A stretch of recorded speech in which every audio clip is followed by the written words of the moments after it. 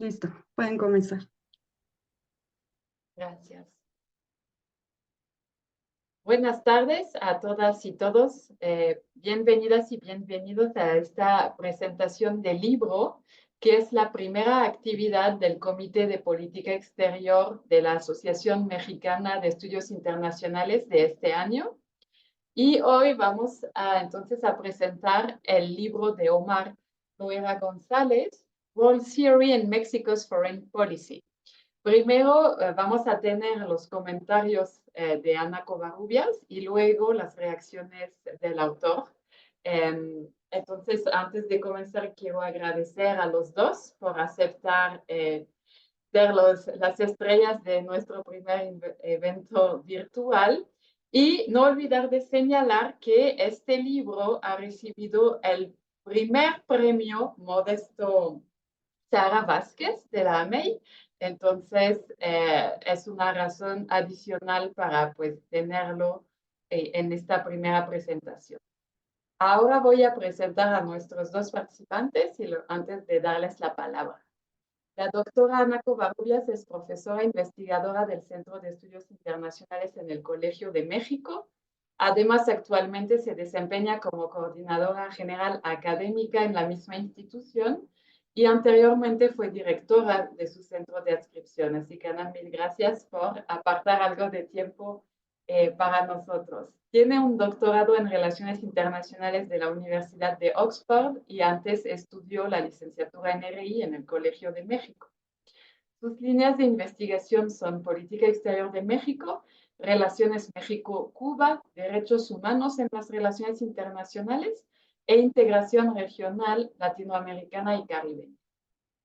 En cuanto al autor, es el doctor Omar Alejandro Loera. Es profesor investigador visitante de la División de Estudios Internacionales en el Centro de Investigación y Docencia Económica, el CIDE. En 2021 se graduó del doctorado en Ciencias Políticas y Relaciones Internacionales de la Universidad de Edimburgo y en ese mismo año ganó otro premio, el Carlos Fuentes, otorgado al investigador mexicano más destacado en el Reino Unido en el campo de ciencias sociales. Omar es egresado de la licenciatura en Relaciones Internacionales del Tecnológico de Monterrey, de la maestría en Ciencias de las Relaciones Internacionales por la Universidad de Bristol y tiene una especialidad en Estudios de la Frontera por el Colegio de la Frontera Norte. Sus líneas de investigación son las siguientes: Política Exterior de México, Análisis de Política Exterior, Teoría de Roles e Historia de las Relaciones Internacionales de México. Yo, su servidora, soy Elodie Brun, profesora investigadora también en el Centro de Estudios Internacionales en el Colegio de México, y hoy pues voy a actuar como coordinadora del Comité de Política Exterior de la AMEI. Entonces, comienzo por dar la palabra a Ana Covarrubias. Muchas gracias, Ana.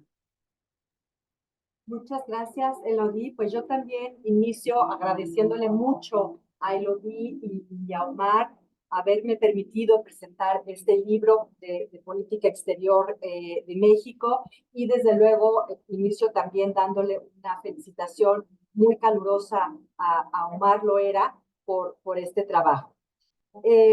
Voy a leer para no perder nada de lo que quiero decir, lo haré lentamente, así que espero que lo que yo voy a decir sobre el libro ayude a quienes nos están viendo a invitarlos a leer el libro y también podamos entablar un diálogo con el autor.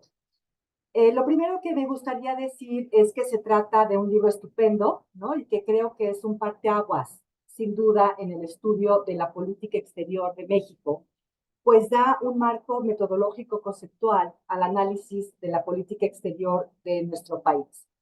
Y al mismo tiempo, cuando uno lee este libro con este marco muy específico que el autor adopta, pues nos invita también a utilizar otro tipo de metodologías dentro de la subdisciplina de análisis de política exterior. Lo que hemos hecho generaciones muy anteriores a Omar es, en efecto, análisis de política exterior, pero, por decirlo de alguna manera, de una forma muy artesanal, sin un marco claro que facilite la comparación de casos o de periodos. El autor, al contrario, ya utiliza este marco metodológico conceptual y es muy riguroso al cumplir sistemáticamente con el análisis de variables comparables para cada uno de los casos que él estudia, lo cual desde luego le da mucha seriedad a cada uno de sus argumentos y resulta muy convincente. De esta manera, reitero, creo que sí es un libro que es un parteaguas, como quizá el libro de Mario Ojeda lo fue en su momento, siendo un libro que ya no era necesariamente historia diplomática o historia del derecho internacional o la política exterior de México desde una perspectiva legal. El libro de Mario Ojeda ya se refleja una influencia del realismo, aunque también con mucha participación de la política interna, pero ya es un libro como mucho más cercano a lo que pudiera ser ciencias políticas o relaciones internacionales y más lejano a lo que es derecho internacional o derecho en general. De la misma manera, creo que este libro también es un parteaguas para decir, en efecto, todos hacemos análisis de política exterior, pero lo podemos hacer con un referente metodológico mucho más claro, mucho más explícito y que nos va a permitir un análisis más ordenado de lo que queremos estudiar en la política exterior de México. En relación con la pregunta de la investigación y la estructura del libro, voy a decir tres puntos para que también el público tenga una idea de qué se trata este libro. Voy a ser más descriptiva que analítica o que cuestione algunos de los supuestos de la propuesta de Omar. Omar parte de que México tiene comportamientos de potencia media, pero no consistentemente ni de manera permanente. El autor llama a México una potencia media atípica y se pregunta por qué. Esta es su pregunta de investigación más general. Como definición de potencia media, como su definición de potencia media es según la actuación de los países, utiliza lo que voy a llamar en inglés, porque no sé realmente cómo se dice en español, role theory o teoría de los roles, de las funciones, no estoy segura cuál sería la mejor definición en español, que vincula los distintos niveles de análisis que todos nosotros conocemos para hacer este estudio de la política exterior. El individual, el estatal, y aquí destaco mucho cómo Omar introduce a las burocracias, y por supuesto el internacional. No dejamos de ubicar a México en un sistema internacional muy determinado.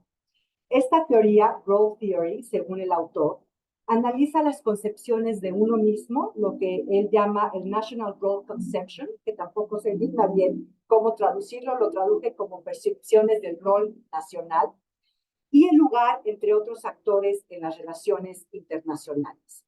Este enfoque mira al comportamiento de los estados en contextos específicos, así como las percepciones de los tomadores de decisión sobre el lugar de su país en la política internacional.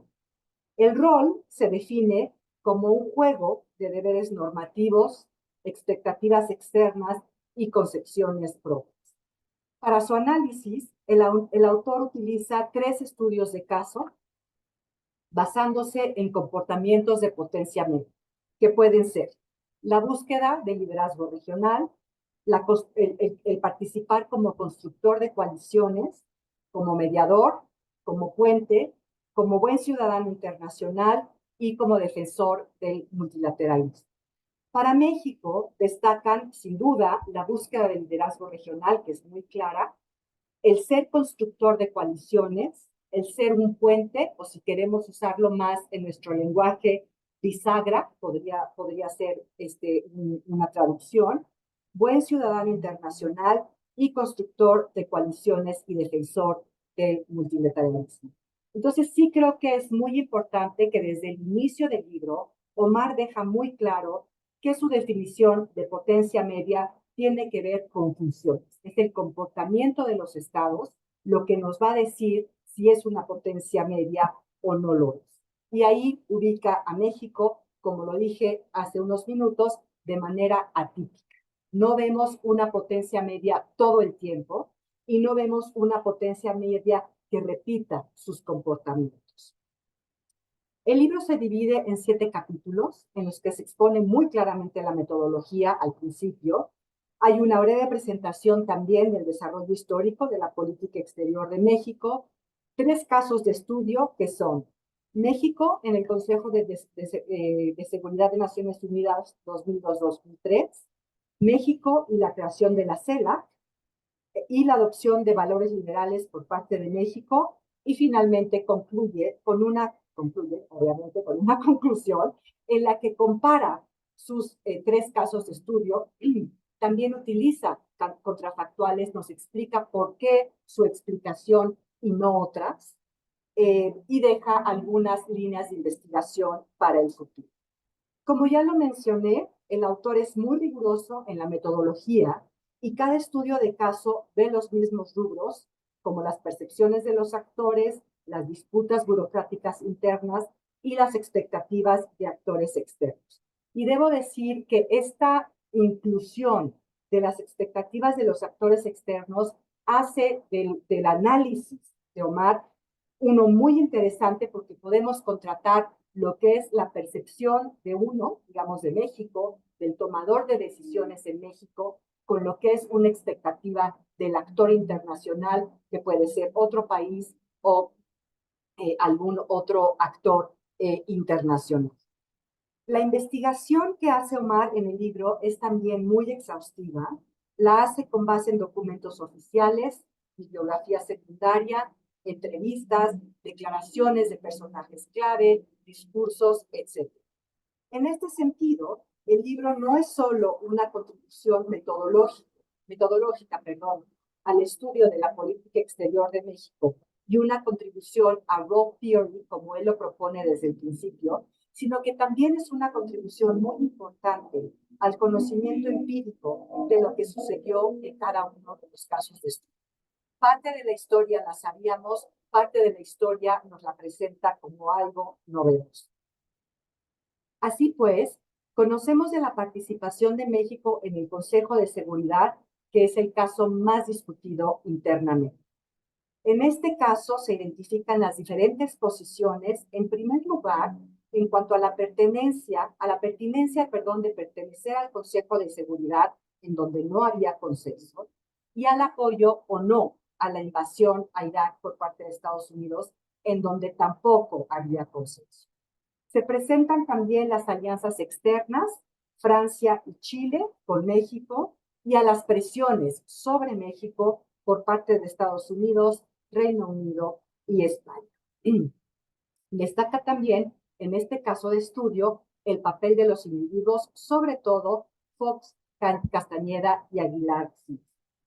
Así pues, este caso de estudio refleja mucho de la política exterior de México en su formulación y en el proceso de toma de decisiones, y descarta por completo al actor racional unificado. Lo que vemos en este caso de estudio es una telaraña que, a pesar de ser telaraña, es muy claro en cuanto a posiciones de los países, de cómo se forma la alianza, de cómo se ejerce la presión sobre el gobierno mexicano y cómo los individuos cuentan, y cuentan mucho, en tomar una posición u otra. En este caso, también me gustaría subrayar mucho lo que Omar nos refleja, nos demuestra, como la capacidad de México de disentir de Estados Unidos. En la formulación ojediana, ¿no?, de Mario Ojeda, modificándola un poco, México en este momento pudo disentir en algo que era fundamental para Estados Unidos, que era la invasión a Irak, y en ese momento nos lo hace ver Omar con mucha claridad también para México. En el momento en el que el gobierno de México, después de todos los pleitos entre personas, entre burocracias, etcétera, decide no apoyar la invasión de Irak, es también fundamental para el gobierno de Fox, que, como bien nos lo dice Omar, le importaba mucho la opinión pública. Y la opinión pública en ese momento, de manera muy excepcional para el caso mexicano, se pronuncia por una no invasión de Irak. Entonces, por razones internas de opinión pública también de política exterior, como puede ser la defensa del multilateralismo, en ese momento muy coyuntural, muy preciso, se convierten también en una posición que es fundamental para el gobierno mexicano. Así que vemos un caso muy especial en el que para los dos países se trata de un tema fundamental y sin embargo México cuenta con un margen para disentir de Estados Unidos. Esto me parece que es fundamental y que hay que subrayarlo de manera muy, muy especial. En segundo lugar, la creación de la CELAC, caso en el que en la creación de la CELAC, que es su segundo caso de estudio, yo destacaría dos puntos. En primer lugar, el papel del presidente. Era intuitivo, pero Omar lo demuestra de una manera muy clara con toda su investigación. Cuando hay interés del presidente, se formula una política exterior clara, se da el mando a la Secretaría de Relaciones Exteriores y se cumple con un interés de México, que en este caso era el liderazgo internacional o volver a estar en la región latinoamericana después de un sexenio sumamente complicado, el de Vicente Fox, de México con los países de América Latina. Entonces, la CELAC permitía a México regresar a la región y estar allí y, desde luego, defender una vez más el multilateralismo. El segundo punto que subrayo tiene que ver nuevamente con Estados Unidos. Cuando la CELAC no cumple con los intereses de México y los países del ALBA la proponen como un reemplazo a la OEA, el gobierno de México opta por la Alianza del Pacífico. Otra vez, una iniciativa multilateral, crea aquí México alianzas, se presenta como un creador de alianzas y desde luego mantiene a México en la región, en este caso muy específico en América del Sur. Un poco CELAC y después Alianza del Pacífico como una respuesta a lo que podría ser UNASUR, que es una organización sudamericana que excluye a México. Entonces, estos son mecanismos del gobierno mexicano para regresar a la región, para estar claramente en la región. No es claro, según lo que entendí de la lectura de Omar, que Estados Unidos haya presionado en absoluto al gobierno de México, así lo entendí yo, pero para México sí era claro que la CELAC no debía ser una alternativa a la OEA. Es decir, la OEA para México en ese momento resulta un organismo intocable. Y desde luego la OEA es un foro en donde México puede dialogar también con Estados Unidos y con Canadá. Entonces, Estados Unidos de alguna manera se cuela de manera importante, aunque no directamente con una imposición o con una presión para el gobierno mexicano. Finalmente, la Alianza del Pacífico nuevamente nos demuestra que México puede ser creador de coalición, de alianzas, defensor del multilateralismo y líder regional, y nos permite permanecer en la región y no como un mecanismo que fuera en contra de la Organización de Estados Americanos, sino como uno independiente. Aquí es muy interesante cómo Omar, conforme va avanzando en su caso de estudio, va dejando atrás la CELAC y va incorporando la Alianza del Pacífico como la alternativa para el gobierno mexicano. Finalmente, la adopción de valores liberales, que cubre un periodo mucho más extenso que los casos anteriores. En este caso de estudio se analiza cómo México quiere ser parte de este grupo de los buenos ciudadanos internacionales. Es el caso que entreteje más detalladamente los niveles interno e internacional. Por un lado, la transición en México y las reacciones internacionales ante las violaciones a los derechos humanos en el país. Y por otro lado, el fin de la Guerra Fría y desde luego la famosísima agenda liberal de los 90 y posterior. Es el caso también que más trata la cuestión de la identidad. México se ve como una democracia y quiere democracia. En este caso, nos dice Loaira González, México combina el papel de buen ciudadano internacional, defensor del multilateralismo, constructor de coaliciones y mediador en los casos regionales en los que se ve interrumpida la democracia, como el caso hondureño, o se trata de regímenes no democráticos, como el caso cubano. Entonces, a grandes rasgos, y pues resumiendo demasiado, quitándole bastante riqueza al análisis, esos son los 3 casos específicos del libro. Ahora voy a hacer algunos comentarios sobre el libro en general. En primer lugar, me llamó muchísimo la atención cuando empecé a leer el libro que Omar recuperara el concepto de potencia media, que yo pensaba ya estaba superado, ¿sí? El autor expone muy bien el problema con el concepto, no evita esa discusión de por qué potencia media sí o por qué potencia media no, pero como he dicho, él opta por una definición de roles o funciones. Mediador, buen ciudadano internacional, defensor del multilateralismo, etc. El autor así descarta la definición basada en capacidades materiales, que fue un poco el origen del concepto de potencia media, aquel país que está en lo intermedio entre los poderosos, los más poderosos y los menos poderosos. Mi pregunta es si es esto posible. Entonces, ¿todos los países que realizan alguna de estas funciones es una potencia media? ¿No es un poco tautológica la definición? ¿No? Si se comporta de esta manera, es potencia media. Y es potencia media porque se comporta de esta manera, ¿no? Y me pregunto, ¿cómo sería el análisis que haría Omar, por ejemplo, de la política de López Portillo hacia Centroamérica? Cuando en efecto sí hay un respaldo material sumamente importante a la política exterior. Ese sería mi primer punto. Mi segundo punto es cuestionar la división de política exterior entre tradicional y pragmática que hace Omar. Omar nos dice, hay 2 tipos de política exterior, ¿no? 2 orientaciones, perdón, lo llama él como 2 orientaciones, lo cual me parece muy atinado. Una que es la tradicional, que es esta nacionalista, y otra que es la pragmática. Entiendo entonces que hay 2 orientaciones, como bien lo dice el autor, perdón, pero no me gusta mucho el adjetivo pragmático, pues creo que en realidad la política exterior siempre ha sido pragmática.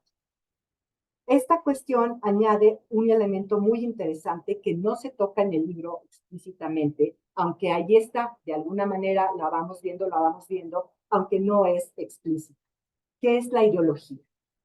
Creo que cuando el autor dice pragmático, quiere liberar a la política exterior de una ideología que tenía esta política tradicional nacionalista, pero en realidad la política que entendemos como pragmática también es muy ideológica, ¿no? Es la agenda liberal de los 90 y es una política exterior que está a favor del libre comercio, de la democracia y de los derechos humanos. Entonces, ¿cómo entendemos pragmática? Pragmática la entendemos como respondiendo a intereses inmediatos, porque si es así, la podemos encontrar siempre. ¿Cómo clasificaría, por ejemplo, Omar, la política de Lázaro Cárdenas con los españoles? Toda la política tercermundista o hacia América Latina de Echeverría, López Portillo nuevamente o incluso Miguel de la Madrid. No se trató de política muy pragmática también. No hubo en estas ocasiones violación de los supuestos tradicionales de la política exterior. En pocas palabras, ¿qué adjetivo alternativo podríamos encontrar? Debemos hablar mejor de elementos de continuidad y cambio. Debo decir que este problema no es un problema nada más de Omar, es un problema de todos los que hacemos este tipo de análisis en el caso mexicano. Pero creo que la lectura de Omar nos lleva a repensar o a plantearnos el deber de repensar cómo clasificar a esta política que hemos llamado tradicional, nacionalista, principista, etcétera, y cómo clasificar a esta otra política liberal o neoliberal y con otros elementos quizá más coyunturales. Al final, y como lo demuestra el autor mismo, las 2 orientaciones conviven o conviven elementos de las 2 orientaciones. Por otro lado, ¿cómo tratamos la cuestión ideológica en relación con identidad y funciones? Esto sería una pregunta para el autor. Mi siguiente punto, tiene que ver con la identidad. El autor arguye que role theory, ¿no? Teoría de roles, no es la misma que la identidad, sino que de hecho lo que hace esta teoría es traducir a la identidad en acciones, si es que lo entendí bien. Aquí entonces mi pregunta es, ¿por qué la identidad no puede en sí misma ser una categoría que indique qué se hace o cómo se comporta un Estado? ¿Por qué necesitamos role theory en este sentido? En caso de los valores liberales, la identidad misma de la democracia, por ejemplo, ya indica un papel, ¿no? Que es la promoción de la democracia y el darle a los derechos humanos un lugar muy importante. Mi pregunta sería, ¿qué más aporta role theory? ¿Qué hace role theory con esa identidad? Antes lo llamábamos identidad, ahora parece que necesitamos esta teoría de roles para poder hablar de una identidad y de un comportamiento según esa identidad. Finalmente, creo, sí, el propósito del libro no es evaluar los resultados de la política exterior o la influencia que haya podido tener México en cada uno de los casos estudiados. Hay ocasiones en que sí se hace mención a lo que logra México o lo que no logra, pero de manera muy general. Repito, no es el propósito del libro, pero sí creo que sería muy interesante evaluar los resultados de esos roles o de esas funciones en política exterior. Es una tarea sumamente difícil. ¿Cómo hacerlo? ¿Cómo evaluar una política exterior? ¿A partir de qué? Pero leyendo el libro de Omar y acabando el libro, creo que sin duda sería un complemento ideal para cada uno de los casos de estudio. Nos diría claramente si México logró lo que se propuso o no y por qué. Y nos daría finalmente algunas pistas sobre México como potencia media en su influencia sobre el sistema regional y el sistema internacional. Podemos evaluar así una potencia media o nos tenemos que quedar nada más con la función que hace este Estado. Yo creo que con esta información acerca de los resultados de la política exterior cerraríamos un círculo analítico fundamental. Podría comentar mucho más el libro, pues es un libro sumamente rico en análisis e información. Logra, en efecto, una excelente vinculación entre niveles de análisis, que es justamente el análisis de política exterior, lo que se propone la subdisciplina, y da cuenta de 3 sucesos de política exterior con mucho detalle. Sabemos de las posiciones de los ejecutivos, del legislativo, de los partidos políticos, de los individuos, sus diferencias, sus pleitos, sus oposiciones, etc. Sin ser el objetivo del libro, sabemos también sobre procesos de toma de decisión, no como en el caso de Allison, porque ojalá pudiéramos contar con los documentos a los que Allison tuvo acceso en algún momento, eso no lo tenemos en el caso mexicano, pero sí nos damos una idea de cómo son esos procesos de formulación, de toma de decisiones. Podemos inferir del libro de Omar muchos procesos que además pueden ser muy distintos dependiendo de los contextos. Así pues, no me queda más que felicitar nuevamente al autor, invitar al público a leer este libro e instar a Omar a gestionar lo antes posible la traducción de este libro. Yo creo que este libro debe ser un libro que tiene que estar en español. Es, estoy segura, un referente obligado para todos los estudiantes de Relaciones Internacionales y, sin duda, para todos quienes nos dedicamos al análisis de política exterior de México. Así que concluiría dejándole de tarea a Omar la traducción del libro, felicitándolo nuevamente y agradeciendo mucho el haberme dado esta oportunidad de leer un libro tan bueno, tan interesante y de haberlo presentado, aunque sea de una manera muy sucinta, ante todos ustedes. Muchas gracias. Muchas gracias, Ana, por sus comentarios y preguntas. Antes de dar la palabra a Omar, les recuerdo que si en la audiencia, aquí en Zoom o en Facebook, allá, tienen preguntas, las pueden escribir en el chat y estaremos al pendiente con el personal de AMEI. Entonces, Omar, te doy la palabra. Gracias, Eloy. Bueno, en primer lugar, agradecer al a la Asociación Mexicana de Estudios Internacionales, a la MEI, al Comité de Política Exterior por la invitación a presentar pues, mi trabajo, a la doctora Elodie Brun por organizar esta presentación y a la doctora Ana Covarrubias por sus comentarios. Siempre es un verdadero privilegio que alguien del calibre académico de la doctora Covarrubias comente el trabajo de uno. Es en verdad un honor.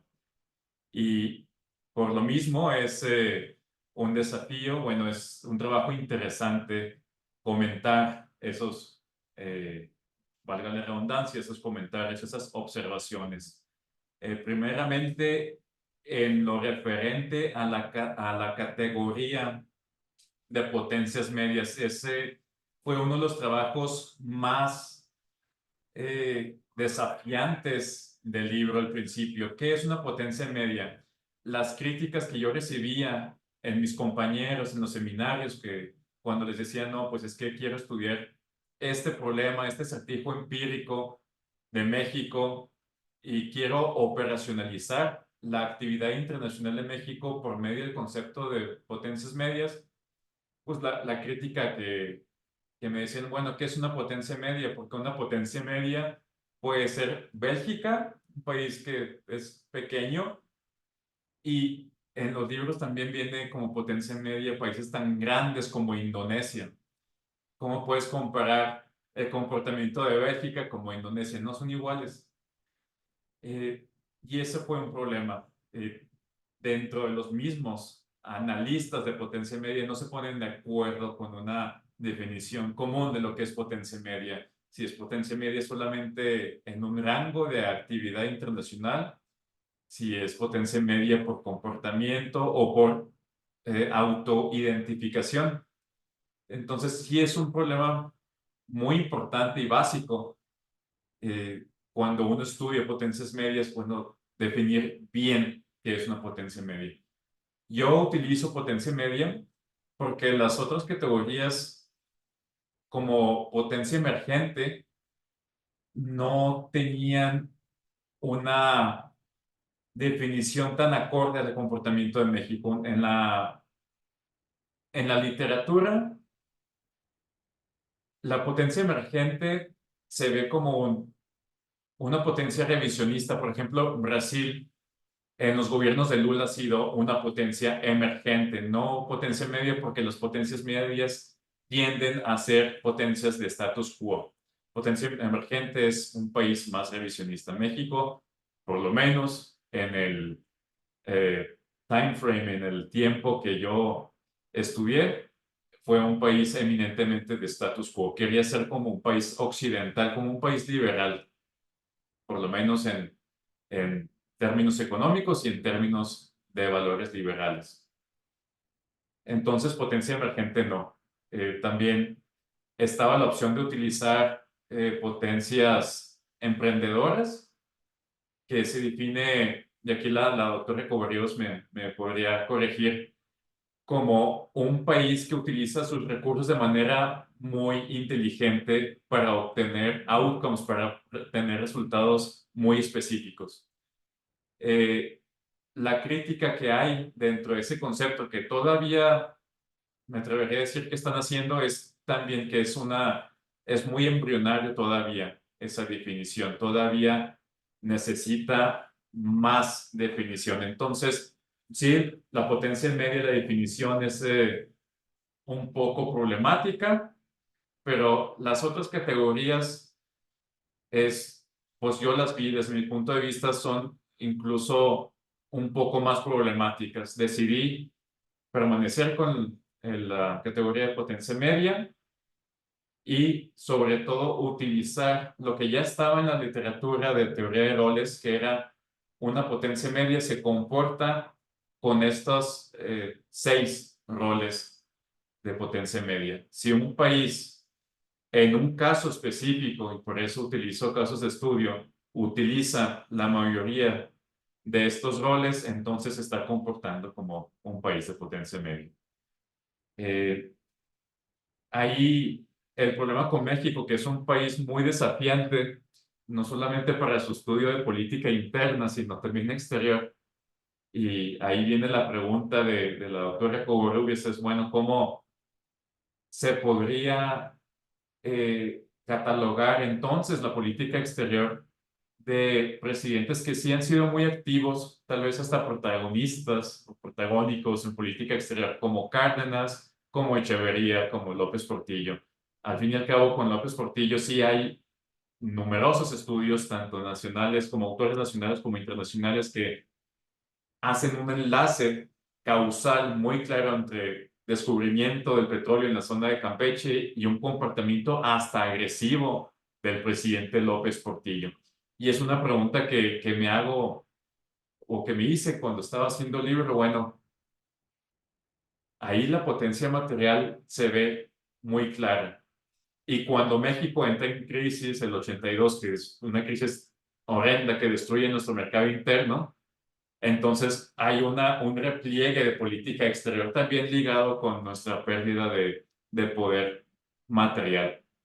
Ahí la teoría de roles podría entrar diciendo que la política exterior de México, históricamente, ahora y siempre, ha sido una política exterior muy personalista. No es una política exterior que sepa gestionar bien problemas. Y creo que en este conflicto de roles que tiene México y que se ve en el libro, muchas veces las burocracias mexicanas no tienen esa capacidad de gestión para resolver esos conflictos de el lugar que debería tener México en el mundo. Muchas de las decisiones de política exterior en México todavía son basadas en el presidente. Según la Constitución, el presidente él manda más en política exterior. También en política interna somos un sistema todavía muy presidencialista. En política exterior eso se ve exacerbado. Viendo la personalidad de López Portillo y yéndonos un poco más allá del teoría de roles, eso ya es Leadership Trait Analysis. La personalidad de López Portillo, incluso él quería verse como alguien, y en sus palabras lo digo, macho. Cuando vino el presidente de Estados Unidos, Jimmy Carter, a México, las memorias de López Portillo dicen, me lo chingué, en sus palabras, así con majadería y todo. Ustedes me disculparán. Es una política exterior muy individualista, y creo que en el caso de México, en el Consejo de Seguridad de las Naciones Unidas, el presidente Fox tenía capacidad de decisión y comunicación directa con el embajador de México en la ONU, que era Aguilar Sincer, saltándose sobre el canciller de México, que muchas veces conocía cuál era la posición de México en las noticias. Entonces, ahí se podría decir que en esos casos, Cárdenas, Echeverría, López Portillo, complementándose con Leadership Trait Analysis, dirían que la personalidad de esos presidentes influyeron mucho, junto a la falta de capacidad de gestión de las burocracias mexicanas, a que se diera tanto el apoyo de Cárdenas al bando socialista, incluso con armas, el apoyo de Echeverría y su actividad internacional de los no alineados, y López Portillo con Centroamérica y demás acciones anti-Estados Unidos. En el caso de la orientación, la de las orientaciones de política exterior de México, eso también fue un problema mayor. En Brasil está muy fácil identificar los dos bandos, globalistas o más localistas, más atlanticistas en la política del Itamaraty en Brasil, que es el Ministerio de Relaciones Exteriores. En México, ¿cómo se puede definir los dos bandos que hay? Porque hay dos bandos, y donde yo identifiqué que es más fácil identificarlos fue en el caso de México en la ONU. Hay dos orientaciones de personas que tienen ideas muy diferentes de cómo México debe de participar en el mundo, incluso si debe participar en el mundo o no. Ponerles el nombre, ponerles una entidad nominal fue muy, muy difícil. Yo lo catalogué como pragmática al final de cuentas, porque hay una monopolización, o por lo menos yo lo veo así, una monopolización de la economía, de la política exterior en términos económicos. Después de la crisis del 82, después del 94, política exterior muchas veces se ve en un enfoque de economía. Por eso no es de extrañar que la Secretaría de Economía a veces tiene choques burocráticos bastante considerables con la Secretaría de Relaciones Exteriores.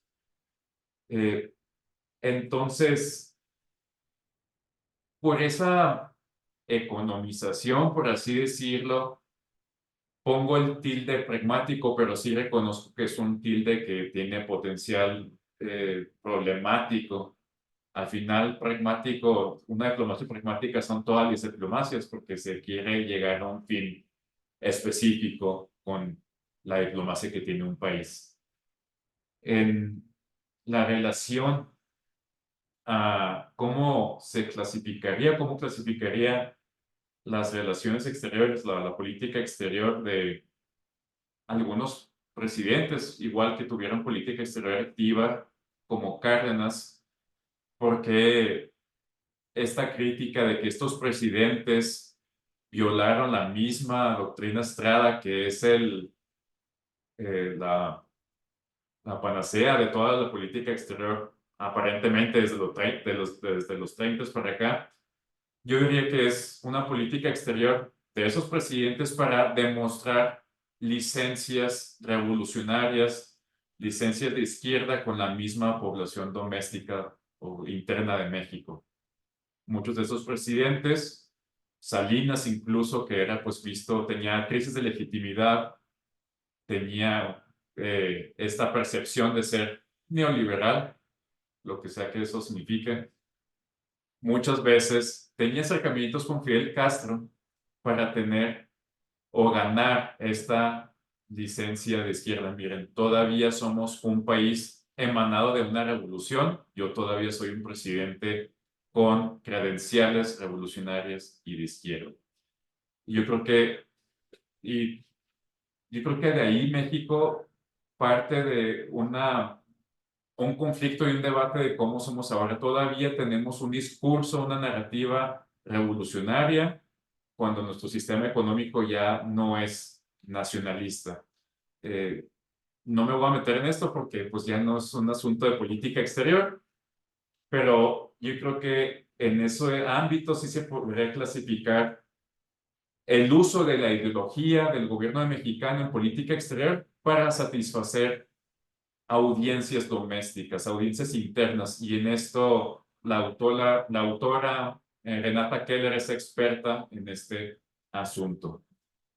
En relación a la pregunta, ¿cuál es la relación de la teoría de roles con la identidad? ¿Por qué no solamente utilizar identidad solamente como un puente entre la acción en política exterior? La teoría de roles enriquece la identidad, el término de identidad, porque ve la política exterior como un proceso social.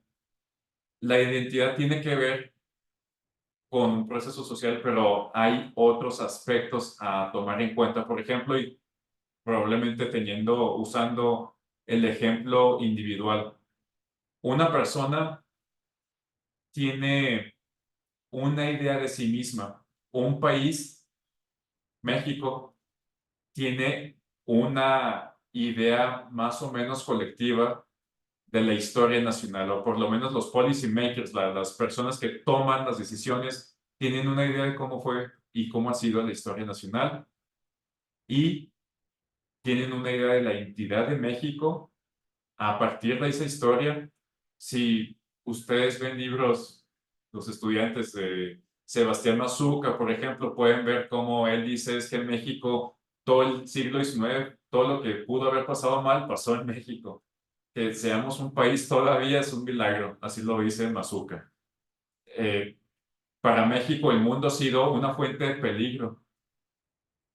Entonces, los líderes con esta idea de que el mundo ha sido una fuente de peligro más que de oportunidades, se van y toman decisiones a partir de esa identidad, pero también tomando en cuenta las expectativas de otros países y de otras ONGs, también otros actores no estatales. Ahorita en México, y uno de los, aquí mi respuesta se enlaza un poco con la última respuesta, la última pregunta de la doctora Covarrubias, ¿cómo evaluar una política exterior?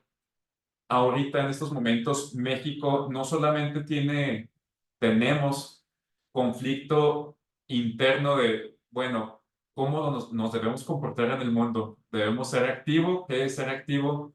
Ustedes ven documentos como el Plan Nacional de Desarrollo y en algunas partes, en algunos sexenios, en la parte de política exterior hay 80 objetivos de política exterior, que quiere decir que no tenemos ninguno.